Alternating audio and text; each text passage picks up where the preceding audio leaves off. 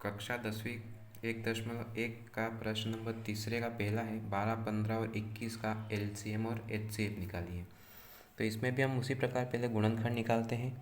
तो पहले 12 का गुणनखंड लेंगे, 2 छंग 12, 2 तिया 6, फिर 3 एकम 3। अब 15 के गुणनखंड निकालेंगे, 3 पंजे 15 और ये 5 एकम 5। अब 21 के गुणनखंड निकालेंगे, 3 7 21, 7 एकम 7। अब इसके गुणनखंड को देखते हैं आगे। तो 12 के गुणनखंड आए 2 गुणित 2 गुणित 3। 15 के गुणनखंड आए हैं 3 गुणित 5 और 21 के गुणनखंड आए हैं 3 गुणित 7। तो अब इसका हम एलसीएम लेंगे पहले। तो ये एलसीएम 12, 15 और 21 बराबर, सबसे पहले उभयनिष्ठ 3 है, बाकी कोई उभयनिष्ठ संख्या नहीं है, तो हम क्रम से लिखेंगे 2 गुणित 2। अब ये 3 उभयनिष्ठ ले लेते हैं, फिर 5 गुणित 7 गुणा करेंगे, 2 दूना 4, 4 तिया 12, 12 पंजे 60 और 60 का गुणा 7 में करेंगे तो 420 आएगा। अब हम इसका एचसीएफ निकालेंगे, 12, 15 और 21 का। तो उभयनिष्ठ 3 था तो इसका एचसीएफ भी 3 ही होगा। दूसरा प्रश्न है 17, 23 और 21। तो 17 के गुणनखंड निकालेंगे, तो 17 एकम 17। 23 के गुणनखंड 23 एकम 23 और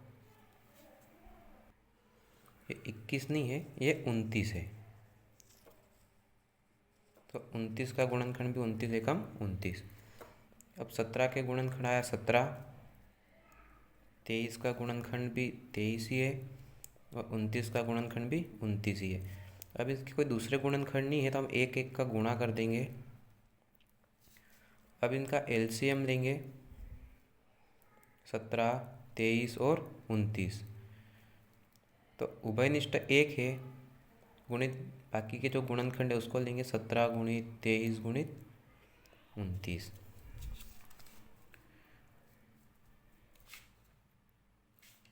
अब इसका हम गुणा करते हैं, तो 17 और 23 का गुणा करेंगे तो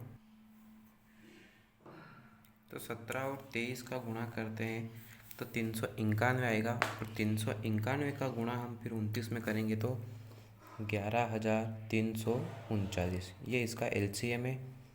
और एचसीएफ उभयनिष्ठ कोई संख्या नहीं दी तो हमने 1 को माना था, तो यहाँ पे एचसीएफ भी 1 होगा। अब इसी का प्रश्न तीसरा है 8, 9 और 25। तो 8 के गुणनखंड हो जाएंगे 2 चौक 8, 2 दूनी 4, फिर 2 एकम 2। 9 के गुणनखंड 3 तिया 9, 3 एकम 3। 25 के गुणनखंड 5 5 25, 5 एकम 5। तो 8 के गुणनखंड हो गए 2 गुणित 2 गुणित 2। 9 के गुणनखंड हो गए 3 गुणित 3 और ये 25 के गुणनखंड हो गए 5 गुणित 5। तो पहले एलसीएम लेंगे 8, 9 और 25 का। तो उभयनिष्ठ संख्या कोई नहीं है, तो पहले 2 गुणित 2 गुणित 2 गुणित 3 गुणित 3, फिर 5 गुणित 5 गुणा करेंगे, 2 दूना 4, 4 दूनी 8, 8 तिया 24, 24 तिया 72, 72 का 5 में करा तो 360 और 360 का फिर 5 में करेंगे तो 1800 आएगा। ये इसका एलसीएम हो गया। अब इसका एचसीएफ देखेंगे कि उभयनिष्ठ संख्या कोई नहीं है, तो हम इस सवाल में भी 1 का गुणा करेंगे, यानी कि इसका एचसीएफ भी 1 आएगा। अब प्रश्न नंबर चौथा है एचसीएफ 306, 657 बराबर 9 दिया है, तो एलसीएम 306, 657 ज्ञात करना है। तो सबसे पहले जो दिया है उसे लिखते हैं कि एचसीएफ 306, 657 बराबर 9 दिया है।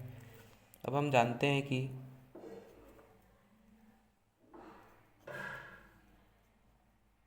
कि दो संख्याओं का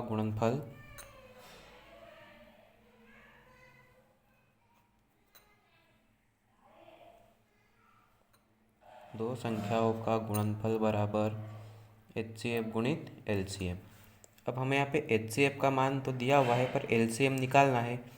तो जो मान दिया हुआ है उसको हम बटे में ले जाएंगे। तो ये LCM बराबर दो संख्याओं का गुणनफल बटे में HCF। तो ये LCM बराबर दो संख्या है 306 गुणित 657, और HCF हमें 9 दिया है। अब 9 से हम काटेंगे या भाग देंगे तो ये 9 तिया 27 और 9 चौक 36।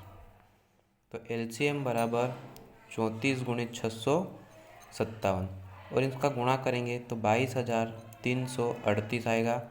यह LCM हमें प्राप्त हो गया है।